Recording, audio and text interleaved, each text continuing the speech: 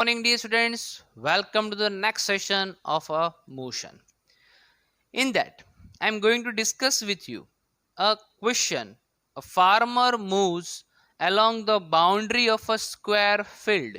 Please note down, it is a square field. Okay, so ये रहा एक field. चलो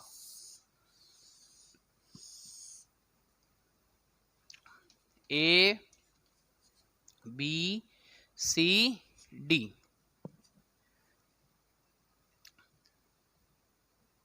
boundary of a square field of side 10 metres.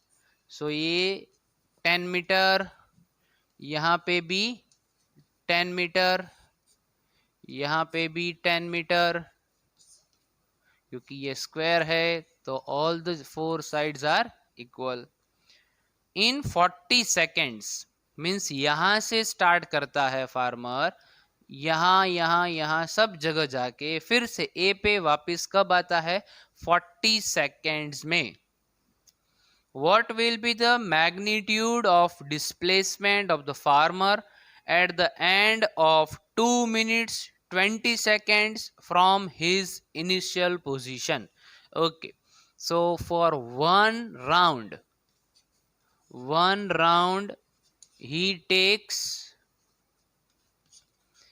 40 seconds.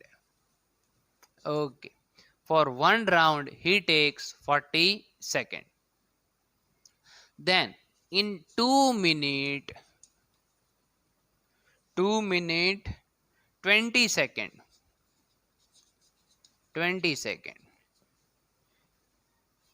he travels how much?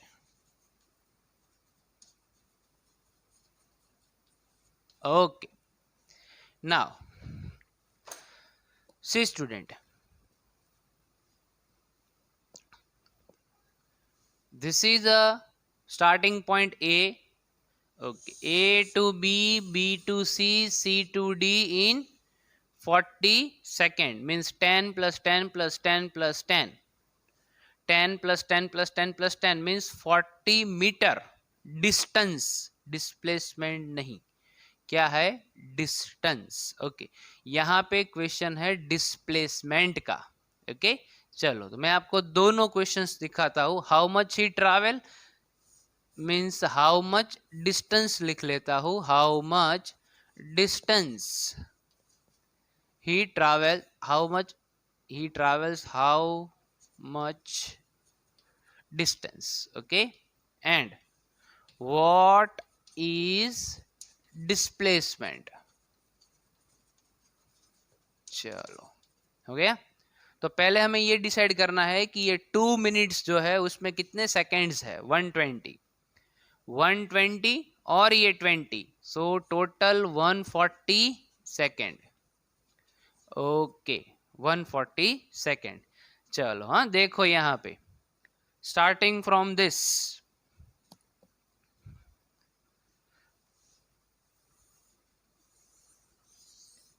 एक completed rotation 40 second finish, 80 finish, 120 finish. कितना खत्म हो गया? 120. ठीक है, अभी देखो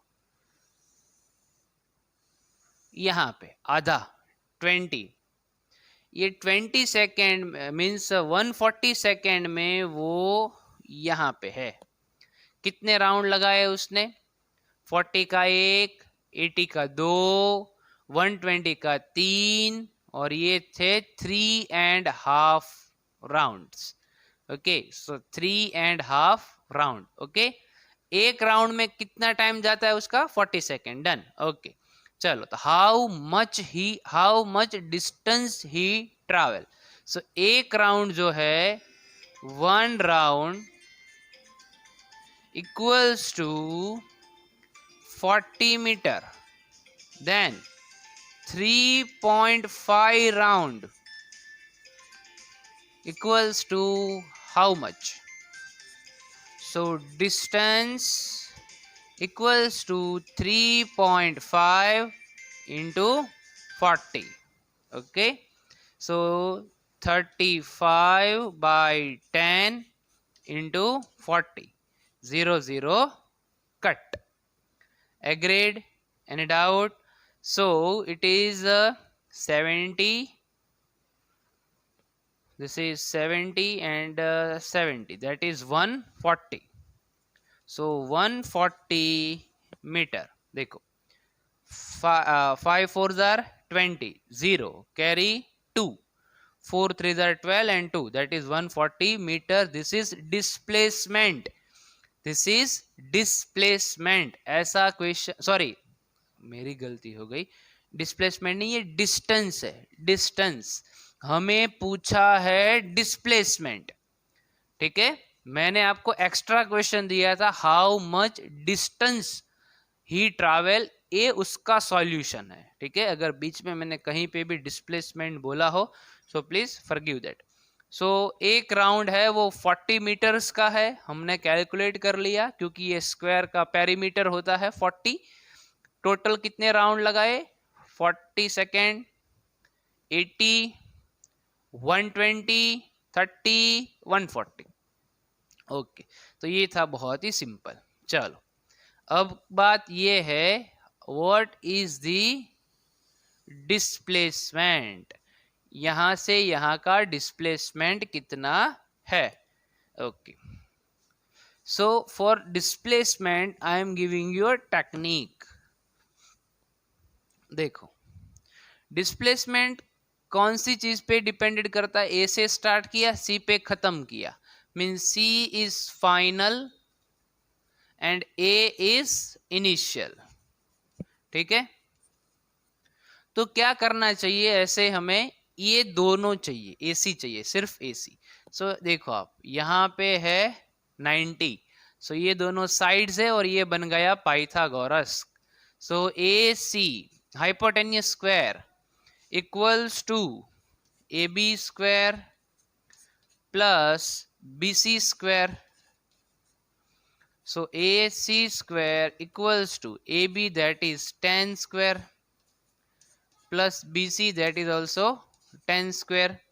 So AC square equals to 100 plus 100. AC square equals to 200. Okay, अगर मुझे रूट निकालना है, स्क्वायर निकालना है, तो यहाँ पे आ जाएगा अंडर रूट. सो 200 का under root, that is 2 into 100. So 100 का तो निकल जाएगा 10. Answer is 10 root 2 meter. What is the answer? 10 root 2 meter. So AC is the displacement, dear students. What is AC? Displacement. So this was the second question. Now the third. Which of the following is true for displacement? It cannot be zero. तो ये तो गलत बात है. Displacement can be zero. It can be negative. It can be positive also. Its magnitude is greater than distance traveled by the object. अभी आपको मुझे ये कमेंट में, मीन्स होमवर्क में बताना है कि whether B is correct or not. Okay, now we are discussing uniform motion and non-uniform motion.